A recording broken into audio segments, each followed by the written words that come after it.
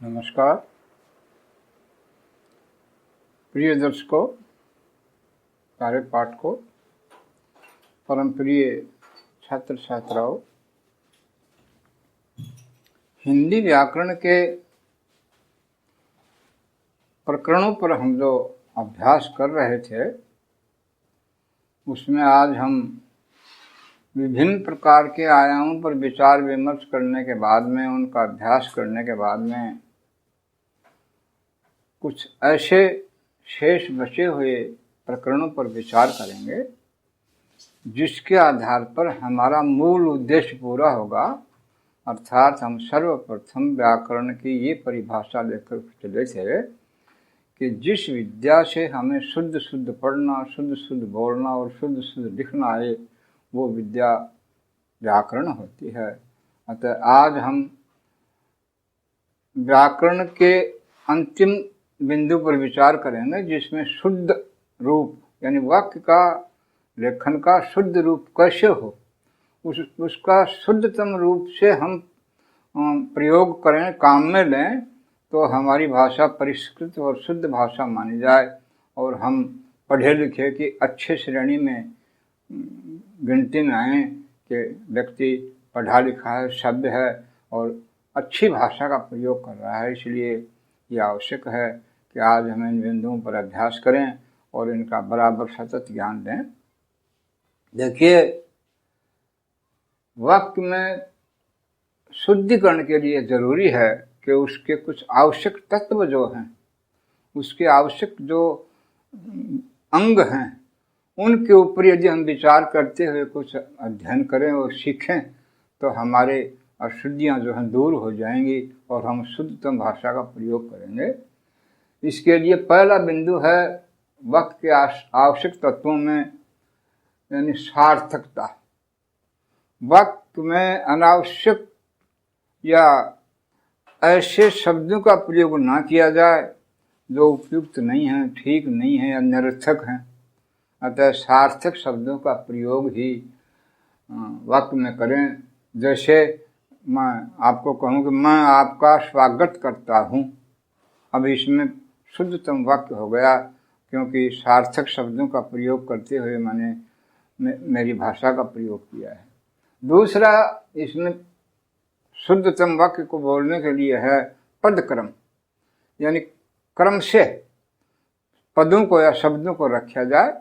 जैसे साधारण सा नियम है, पहले कर्ता फिर कर्म क्रिया और उनके कर्म और क्रिया के बीच में पूर्व कोई बात हो तो वो हम रखेंगे, क्योंकि हमने पद विश्लेषण में और पद संश्लेषण में, वाक्य विश्लेषण और वाक्य संश्लेषण में ये बात सीखी थी कि हम पद क्रम को व्यवस्थित ढंग से रख करके उसका वाक्य विश्लेषण करें या वाक्य संश्लेषण करें। अतः ये पद क्रम भी इसका एक आवश्यक बिंदु है। जैसे कोई कहे बच्चे को काट कर फल दो, अब इसमें पद क्रम अशुद्ध है, ये वाक्य निरर्थक हो गया, यानी गलत हो गया कि बच्चे को काट कर फल नहीं देने हैं, बच्चे को फल काट कर दो।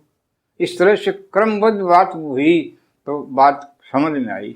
किसी ने कहा चोर को पकड़ो मत जाने दो, अब पकड़ो शब्द के आगे यदि कामा लगा है, अल्पविराम लगा है, तो बात सही हो गई, चोर को पकड़ो मत जाने दो, पूर्ण विराम। तो यहाँ आशय ये हुआ कि उसको पकड़ने के लिए कहा गया है, जाने नहीं देना है उसको। और यदि एक कामा विपद क्रम में हम गलत कर देते हैं कि चोर को पकड़ो मत, पकड़ो की बजाय कामा मत के आगे लगा दिया, चोर को पकड़ो मत जाने दो, तो एकदम उल्टा अर्थ हो गया कि उसको पकड़ो मत भाग जाने दो। इस तरह से ये पद क्रम जो है ये भी एक आवश्यक चीज है। फिर तीसरी बात है छोटी सी निकटता।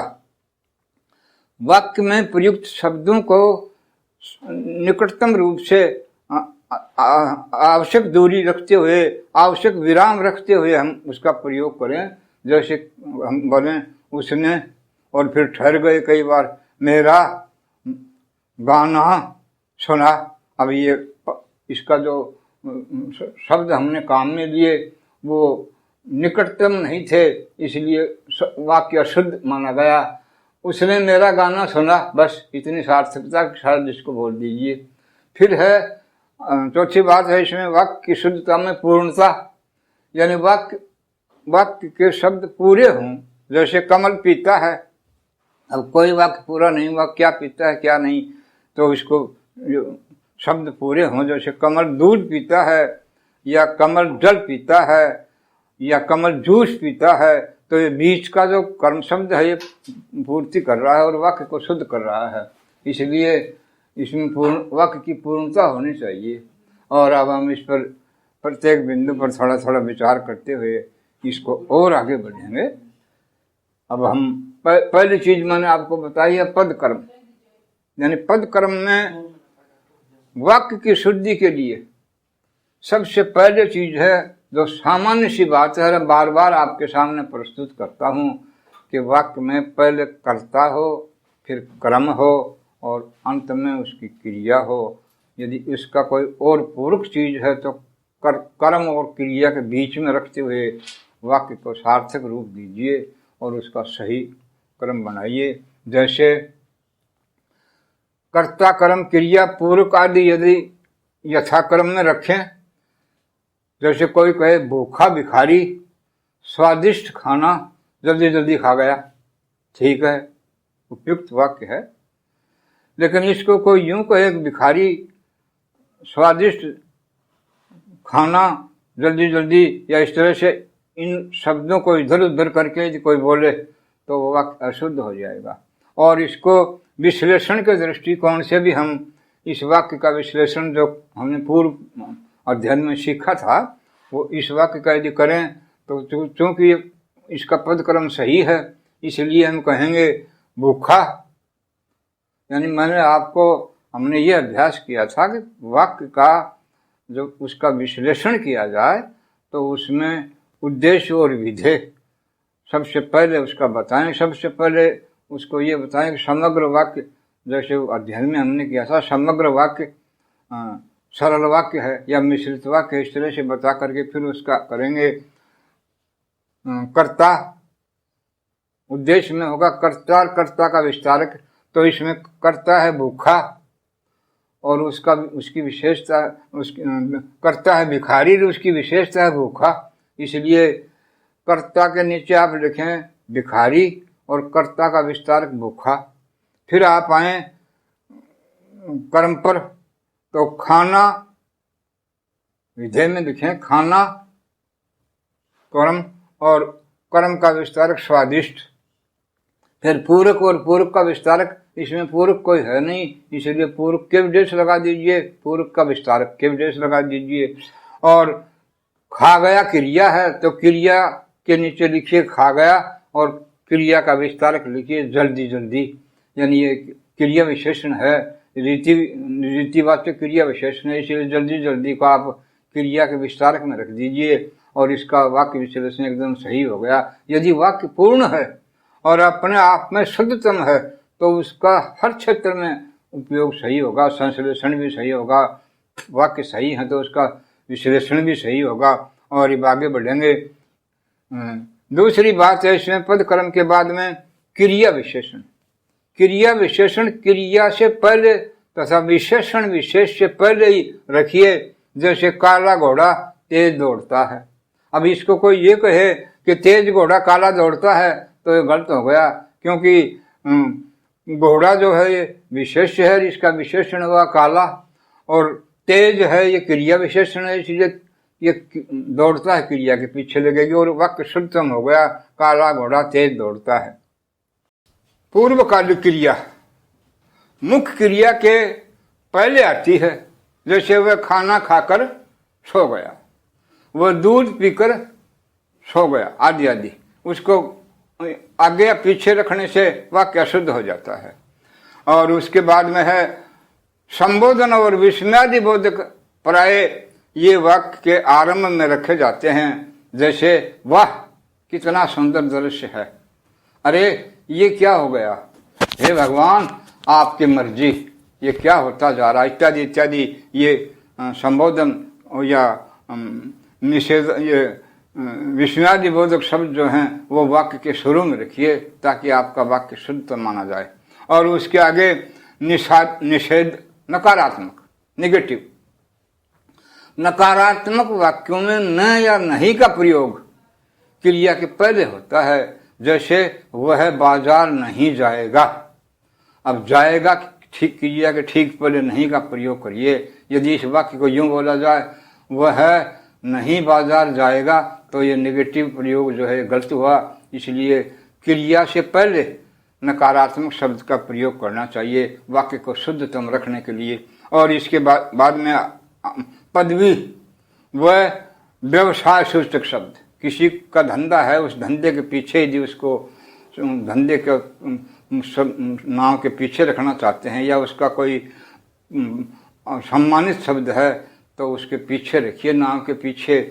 जैसे master Hazarilal, professor Ramvilas Sharma, doctor Ram Singh Yadav, Pandit Param Sukh जी आदि शब्दों का प्रयोग नाम से पहले हुआ है। ये सम्मानजनक शब्द थे या उनके व्यावसायिक शब्द थे, इनको शुद्ध रूप से इनके साथ लगा दिया।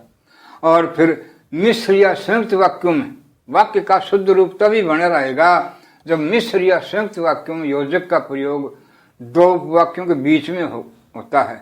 जैसे घर कार्य था अतः वह नहीं आया, जब कालांश पूरा हुआ तब गुरुजी चले गए आदि दोनों वाक्य में हमने ये देखा कि इसमें संयोजक जो हैं वो दोनों वाक्यों के बीच में आते हैं, इसीलिए शुद्ध रूप हुआ। और मिश्रित वाक्य में प्रधान वाक्य आश्रित उपवाक्य के पहले आता है। इसमें भूल कभी नहीं होनी चाहिए कि प्रधान वाक्य पहले आएगा, उसके बाद में उसके आश्रित वाक्य आएगा। जैसे जो परिश्रम करता है उसे सब पसंद करते हैं, अब इसमें प्रधान उपवाक्य है जो परिश्रम करता है। जो लड़की गत वर्ष 95% अंक लेकर आई है वह सामने बैठी, इत्यादि इत्यादि। यानी प्रधान उपवाक्य पहले रखिए, उसके बाद में आश्रित उपवाक्य रखिए, योजक को बीच में रखिए, तब वाक्य सही होगा। और शुद्धतम वाक्यों को हमने अभ्यास में लिया, किस किस तरह से कैसे प्रयोग करें। इसके कुछ विशेष प्रयोग इस पाठ की पूर्ति के अंत में हम अभ्यास करेंगे। पहले एक बिंदु और लेते हैं, छोटा सा अन्वय। यानी हिंदी व्याकरण में या साहित्य प्रयोग में वाक्यों का कर्ता व क्रिया आदि का जो आपस में शब्दों का मेल है वो जरूरी होता है कि वो सही ढंग से किया जाए। अतः अन्वय की पहले तो ये समझिए कि ये है क्या। वाक्य रचना में पदों के संबंध व क्रम का विशेष ध्यान रखा जाता है। पदों के इसी क्रम या संबंध को मेल या अन्वय कहते हैं। यानी अन्वय का मतलब है उसका गहरा संबंध आपस में जो है शब्दों का वो तालमेल सही बैठाया जाए। इसी बात को, इस मेल को ही अन्वय कहा जाता है। जैसे कुछ शब्दों का हम अभ्यास करेंगे। कर्ता व क्रिया का अन्वय, वाक्य में कर्ता व क्रिया का अन्वय। वाक्य में कर्ता के परसर्ग का प्रयोग नहीं हुआ हो तो क्रिया का लिंग, वचन और पुरुष, यानी लिंग, वचन और पुरुष, सर्वनामिक पुरुष, जैसे प्रथम पुरुष, द्वितीय पुरुष, तृतीय पुरुष, उत्तम पुरुष, मध्यम पुरुष, अन्य पुरुष आदि जो हमने सीखे थे सर्वनाम के, वो भेद सीखे उसमें। तो क्रिया का लिंग, वचन और पुरुष कर्ता के अनुसार होता है। इसका मेल यही है। जैसे राम गाना गाता है, सीता गाना गाती है। और देखिए मोहन, सोहन और जोहन खाना खा रहे हैं। अब यहाँ ये खा रहे हैं, ये इन तीनों के लिए है, बहुवचन में है। मोहन, सोहन, कामा लगाते हुए लिखिए, अंत वाले शब्द के साथ और संयोजक जोड़िए। मोहन, सोहन और जोहन खाना खा रहे हैं। कमला, सरला और विमला गाना गा रही हैं। क्योंकि ये स्त्रीलिंग में है इसलिए गा रही आ गई, वो पुल्लिंग में है इसलिए खा रहे आ गए, और इसका अनुभव सही बैठ गया। आदर का भाव, कर्ता व क्रिया का दूसरा है। आदर का भाव प्रकट करने पर एक वचन कर्ता के साथ भी क्रिया का बहुवचन में प्रयोग होता है। जैसे पिताजी आ रहे हैं आदर भाव में, भाई साहब खाना खा रहे हैं, गुरुजी बैठे हैं, गुरुजी बैठा है नहीं, गुरुजी बैठे, गुरुजी एक ही व्यक्ति है लेकिन आदर सूचक शब्द कहेंगे, गुरुजी बैठे हैं। तो ये भी एक अपने आप में शुद्धतम वाक्य का अनुभव हुआ। फिर हिंदी में कुछ शब्द ऐसे हैं जो सदैव बहुवचन में रहते हैं। सीखिए, हिंदी में आंसू, हस्ताक्षर, प्राण, दर्शन, होश, भाग्य आदि शब्द जो हैं सदैव बहुवचन में प्रयुक्त होते हैं। जैसे ये मेरे हस्ताक्षर हैं,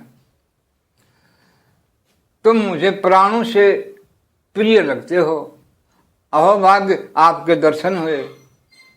और भाई इसी तरह से अन्य शब्दों का प्रयोग हम बहुवचन में करेंगे तो सदैव बहुवचन में बने रहते हैं।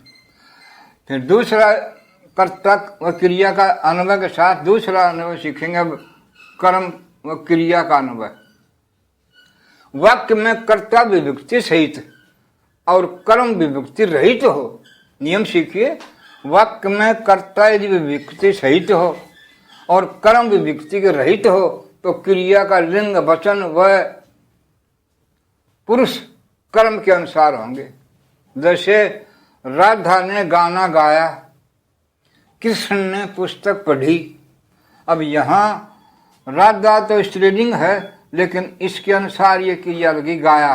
राधा ने गाना गाया, कृष्ण पुल्लिंग है लेकिन पुस्तक के अनुसार क्रिया हुई, पुस्तक ने, कृष्ण ने पुस्तक पढ़ी। अतः यदि कर्ता और कर्म दोनों के साथ विभक्ति हो तो क्रिया एक वचन पुल्लिंग व अन्य पुरुष में होती है। जैसे राम ने या मोहन ने कर्ता लगा करके, ने लगा करके चोर को, अब इसमें कर्ता के साथ भी विभक्ति है और कर्म के साथ भी विभक्ति है तो पकड़ा। जैसे राम ने चोर को पकड़ा, अतः ये कर्म व क्रिया का अनुभव हुआ। और तीसरी प्रकार का अनुभव हम देखेंगे, यदि कर्ता के साथ विभक्ति न लगा हो और वाक्य में दो कर्म हो तो क्रिया अंतिम कर्म के अनुसार लगेगी। जैसे हरि ने पुस्तक और पेंसिल खरीदी। अब यहाँ जो वस्तु हैं वो स्त्रीलिंग पुल्लिंग का ध्यान रखते हुए यहाँ सीखेंगे। विभक्ति न लगा और वाक्य में दो कर्म हो तो वो पुस्तक और पेंसिल खरीदी अंतिम क्रिया, ये वस्तु है पेंसिल जो स्त्रीलिंग है, अतः पुस्तक और पेंसिल खरीदी। सोहन ने मिठाई व फल खरीदे। यदि ये वाक्य हम यूँ बोल दें, सोहन ने फल व मिठाई, अब ये अंतिम फल पहले रख देंगे, मिठाई बाद में रखेंगे तो याद रखिए मिठाई के अनुसार क्रिया होगी। जैसे सोहन ने फल व मिठाई खरीदी, खरीदे नहीं, फिर फल के अनुसार खरीदे, मिठाई खरीदी, स्त्रीलिंग करते हुए रखेंगे। यदि इस तरह इसका अनुभव सही बैठेगा। और अगला है संज्ञा व सर्वनाम का अनुभव। संज्ञा और सर्वनाम का अनुभव कैसे होगा? यदि सर्वनाम का प्रयोग अनेक संज्ञाओं के स्थान पर हो तो वह बहुवचन में प्रयुक्त होता है। जैसे सुमन शारदा स्कूल गई हैं, कामा वे शाम को घर लौटेंगी, इसलिए इसका प्रयोग बहुवचन में हुआ। संज्ञा व सर्वनाम का अनुभव, यदि सर्वनाम का प्रयोग अनेक संज्ञाओं के स्थान पर हो तो वो बहुवचन में होगी, प्रयुक्त होगी। और चौथा है विशेषण व विशेष का अनुभव। याद रखिए, विशेषण और विशेष यानी विशेषता बताने वाले शब्दों को विशेषण कहते हैं और जिसकी विशेषता बताई जाए उसे विशेष कहते हैं। इसका अनुभव कैसे बैठेगा? विशेषण व विशेष का अनुभव,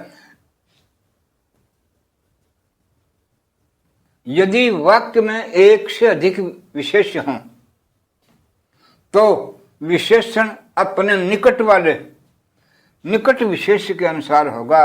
जैसे लाल साड़ी, पीला कुर्ता लाओ आदि। और अब अनुभव के बाद में हम अंतिम बात पर आएंगे। यानी इस आधार पर आज का जो हमने अभ्यास किया है, अध्ययन किया है, इस आधार पर हम दिए गए वाक्यों को शुद्ध करना, या उनकी अशुद्धियों को पहचानना, ये विभिन्न प्रकार के वाक्य आपके सामने परीक्षा के दृष्टिकोण से, ज्ञान के दृष्टिकोण से आते हैं। उनकी समझ रखते हुए सीखिए। इसके ऊपर हम थोड़ी देर के लिए अभ्यास करेंगे। जैसे अशुद्ध वाक्यों को शुद्ध करना, और इसमें वही ऊपर सीखी हुई बातें हम काम में लेंगे। पद कर्म बदल कर, अनावश्यक पदों के कारण वाक्य अशुद्ध हो जाता है। पद कर्म इधर उधर हो तो वाक्य अशुद्ध हो जाता है। अनावश्यक शब्द लगे हुए हैं तो वाक्य अशुद्ध हो जाएगा, उनको देख करके हटाइए। लिंग वचन संबंधी अशुद्धि हो तो लिंग या वचन को बदल करके सही करिए। तीसरा, चौथा है, जैसे इसमें लिखा है, वाक्य दिया है एक उदाहरण के लिए, यहाँ शुद्ध गाय का घी मिलता है। अब ये मूलतः गाय शुद्ध नहीं है, घी की बात करना चाहता था अगला, इसलिए ये शुद्ध शब्द जो गाय के साथ गलत लगा है, पद कर्म में गलती हुई है, तो इसको शुद्ध करिए। यहाँ गाय का शुद्ध घी मिलता है। शुद्ध गाय के पीछे न लगा करके घी के पीछे लगाइए, जिससे ये वाक्य शुद्ध हो जाए। तो ये पदों की अक्रमत्व हुआ। और दूसरा है, जज ने उसे मृत्युदंड की सजा दी। यह अनावश्यक शब्द हैं, दौरान शब्द हैं। मृत्युदंड और सजा, मृत्युदंड माने सजा, सजा माने दंड, यहाँ अनावश्यक शब्द लगा हुआ है, इसलिए इसको हटाइए। जज ने उसे मृत्युदंड दिया, सजा को हटा दीजिए और वाक्य शुद्ध हो गया।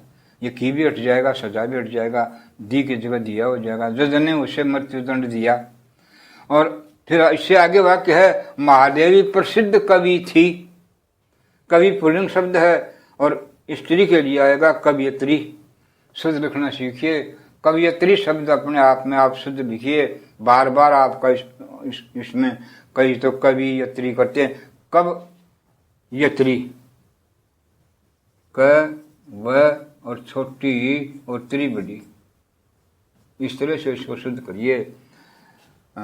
महादेवी प्रसिद्ध कवियत्री थी भी नहीं, ये होगा कब, और ये रलवाड़ी ये कि छोटी मात्रा लगते हुए त्री बड़ी लगे, ये कवियत्री शुद्ध हो गया। ये शब्द अशुद्ध था, इसलिए स्त्रीलिंग में कवियत्री शब्द है, उसको लगा के शुद्ध किया। चौथी बात है, मेरी आंख में आंसू आ गया।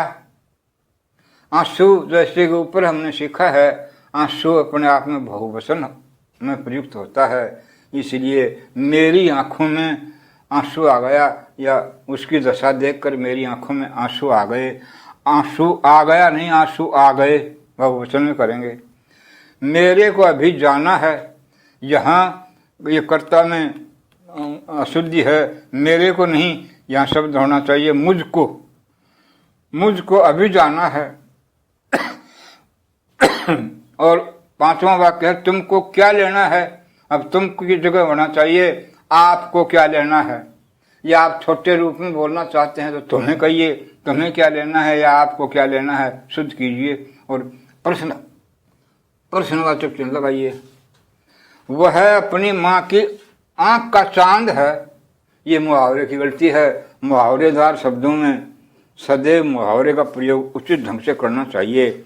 जैसे आंख का चांद नहीं, आंखों का तारा या आंख का तारा, ऐसे शब्द का प्रयोग जिससे बहुत प्रिय कहते हैं। तो वह अपनी माँ की आंख का तारा न होकर के, आंख का चांद न होकर के कहेंगे, वह अपनी माँ की आंखों का तारा है, क्योंकि अति प्रिय के लिए ऐसा ही कहा गया है। और अब हम दर्शकों पाठकों संतुष्टि के लिए थोड़ा सा ऐसे वाक्य, क्योंकि ये शुद्धिकरण का मामला है, आपके सामने कागज पर नोट करके लाया हूँ, पेश करूँगा। इसको शुद्ध करेंगे हम और शुद्ध करने का अभ्यास करेंगे। जैसे वाक्य बोल रहा हूँ, आप इसको साथ साथ सीखिए। बच्चे को काट कर फल दो, यहाँ शुद्ध कीजिए, बच्चे को फल काट कर दो। या मुझे एक फूल की माला दो। अब एक फूल के पीछे नहीं लगेगा माला, मुझे फूल की एक माला दो। शुद्ध करिए, जहां भी गलती है उसको, उस शब्द को आगे पीछे रख करके। मैंने बहते हुए बालक को देखा। मैंने बालक को बहते हुए देखा, ऐसे शुद्ध करिए इसको। राधा के गले में एक मोतियों की माला है, एक मोतियों की माला नहीं होती है। यहाँ एक शब्द जो है ये यथास्थान रखना चाहिए। राधा का गले में मोतियों की एक माला है, शुद्ध हो गया। एक कहानियों की पुस्तक दीजिए, तो यहाँ एक कहानी की नहीं, कहानियों बहुवचन है तो यूं कहिए कहानियों की एक पुस्तक दीजिए।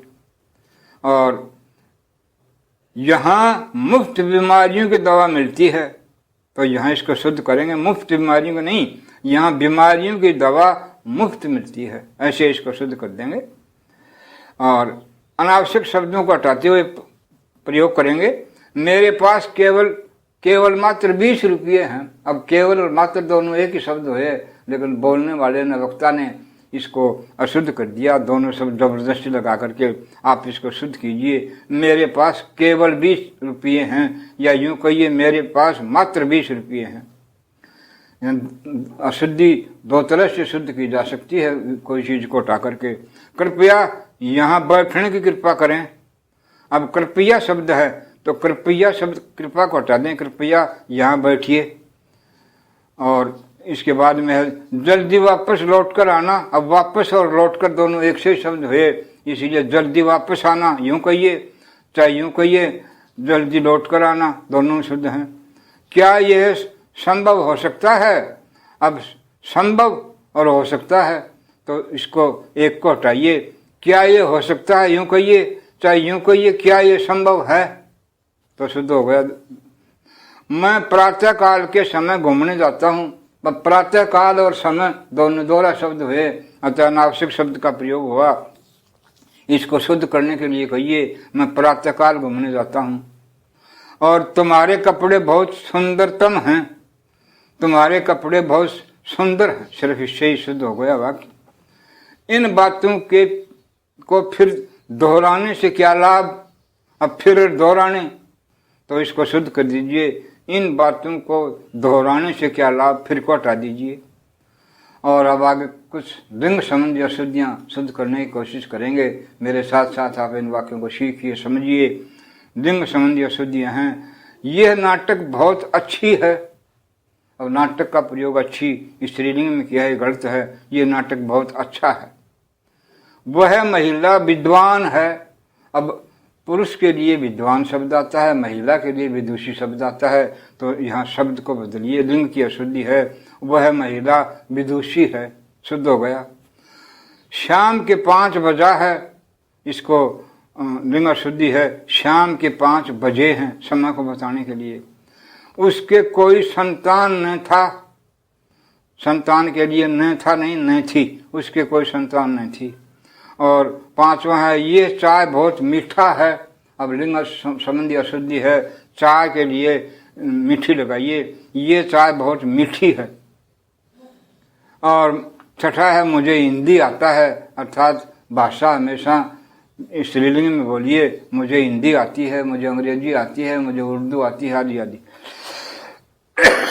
और अब कुछ वाक्यों का अभ्यास करेंगे। वचन संबंधी अशुद्धियां, जैसे आप क्या कर रहा है, यहाँ आपके लिए सम्मानजनक शब्द लगाइए। आप क्या कर रहे हैं, अभी अभी आया था। सम्मानजनक शब्द जो हैं वो बहुवचन में होते हैं। पिताजी खाना खा रहे हैं, भाई साहब आ गए हैं, आदि आदि। ये 20 रुपये का नोट है। अब इसमें 20 रुपया नहीं, रुपये का, रुपया शब्द जो है इसकी जगह रुपये शब्द लगाइए। ये 20 रुपये का नोट है, और रुपये में रू बुढ़ी न होकर के छोटी लगाइए, रुपया, रुपये। और तीसरा है आपको कितना फल लेना है, अशुद्ध है। आपको कितने, कितना नहीं, कितने फल लेने हैं। चौथा है मैं भगवान का दर्शन करूंगा, और दर्शन बहुवचन में करिए, मैं भगवान के दर्शन करूंगा। उससे अगला वाक्य है बीमार का प्राण निकल गया। प्राण बहुवचन में प्रयुक्त होता है, इसलिए कहेंगे बीमार के प्राण निकल गए। और 6ठा है हिमालय पर्वत का राजा है। पर्वत का एक का नहीं, सब पर्वतों का राजा है, तो पर्वत को बहुवचन में लगाइए। यहाँ पर्वत बहुवचन संबंधी अशुद्धि है, कहिए यहाँ हिमालय पर्वतों का राजा है। अब कुछ अशुद्धियाँ कारक संबंधी, मेरे को अभी जाना है। अब मेरे को सब नहीं, फौजी बोला कर रहने तो मैं जाता हूँ, इसलिए शुद्ध करिए। मेरे को अभी जाना है, मुझे अभी जाना है। बच्चे से गुस्सा मत करो। अब से की जगह ये कारक संबंधी अशुद्धि है, बच्चे पर गुस्सा मत करो। और पक्षी पेड़ में बैठे हैं, पेड़ में नहीं, यहाँ में की जगह विभक्ति पेड़ पर लगाइए और कहिए कारक संबंधी अशुद्धि को शुद्ध कीजिए। पक्षी पेड़ पर बैठे हैं, वह घर में अंदर है, अब में और अंदर दोनों हैं, अतः ये कहेंगे वह घर में है या वह घर के अंदर है, इस तरह से बोलेंगे। मोहन ने फल लाया, अब यहाँ कहेंगे मोहन ने, हटाएंगे मोहन फल लाया। और अगला वाक्य कर्ता संबंधी अशुद्धि में है, फल को खूब पका होना चाहिए।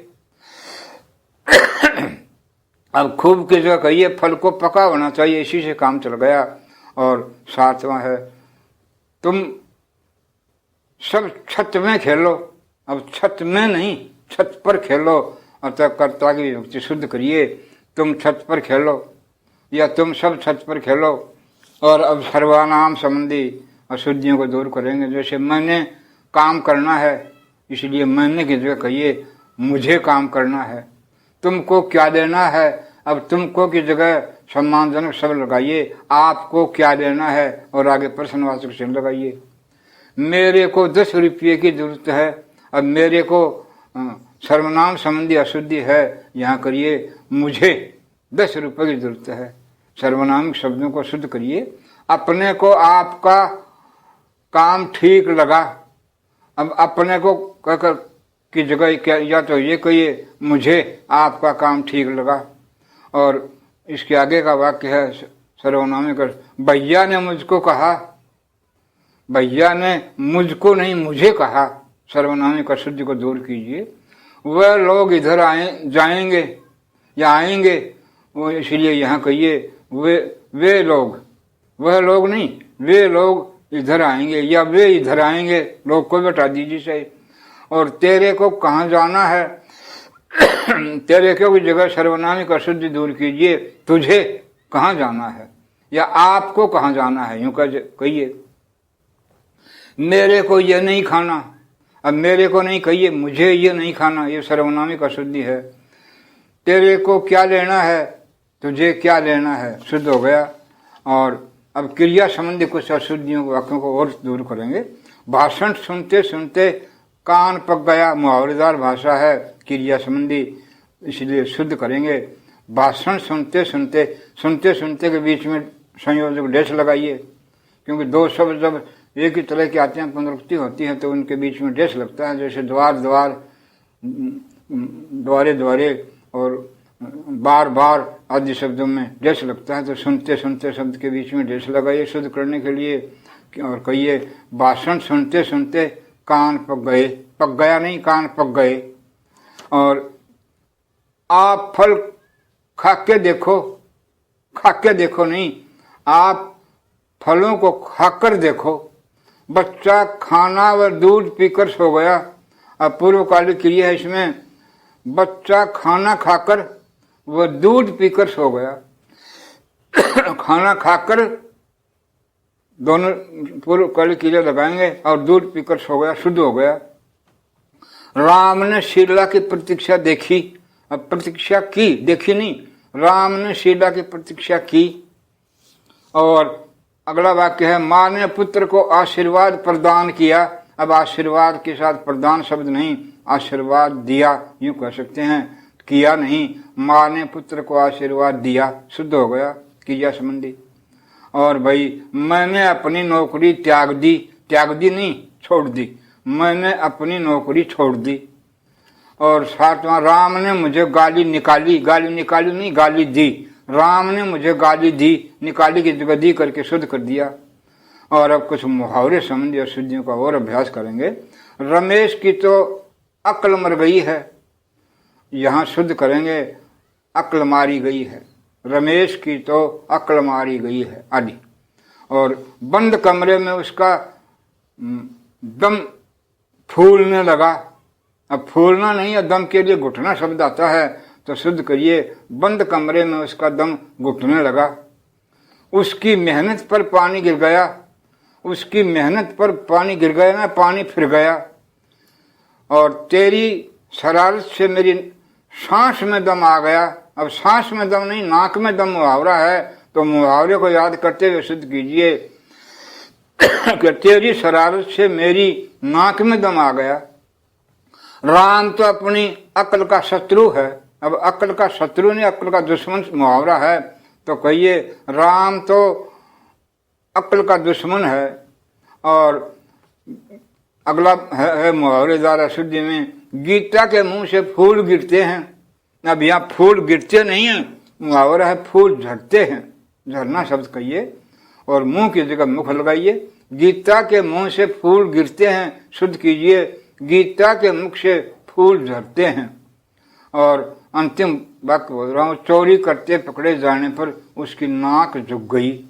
मुहावरा है नाक कट गई, अतः वाक्य बनेगा, शुद्ध बनेगा, चोरी करते पकड़े जाने पर उसकी नाक कट गई, इत्यादि इत्यादि मुहावरों को लिंग का, वचन का, कारक का, क्रिया का शुद्धिकरण करते हुए हमने वाक्य की शुद्धिकरण की क्रिया सीखी। आज शुद्ध के रूप में अंतिम पाठ हमने ये किया, शुद्धिकरण। अब इसके आगे कुछ विशेष प्रकार के प्रकरण का हम अभ्यास करेंगे, जैसे भाषा में लिंग, वचन, लिंग के साथ साथ छोटी छोटी क्रियाओं के साथ साथ अब हम आगे साहित्यिक बिंदुओं पर विचार करेंगे, जैसे अलंकार, छंद, रस, गुण, दोष, इन पर विचार करते हुए आगे बढ़ेंगे। आपका भला हो, आपका ज्ञान परिपूर्ण हो। नमस्कार।